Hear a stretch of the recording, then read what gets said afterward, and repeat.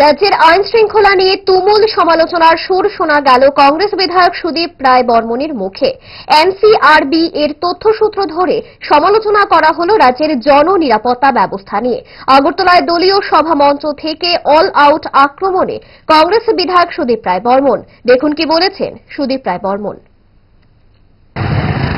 আমাদের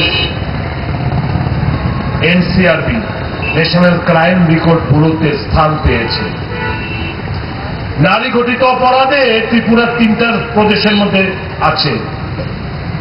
আত্মহত্যার দিক দিয়ে শীর্ষে, চুরি ডাকাতি 1, 2, 3 রাজ্যের মধ্যে এনসিআরবির ডাটা অনুসারে সাধারণ আইন শৃঙ্খলা তলানিতে গেছে।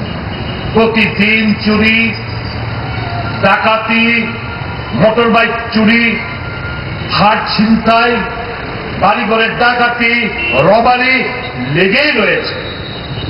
কোথায় সরকার, কোথায় পুলিশ?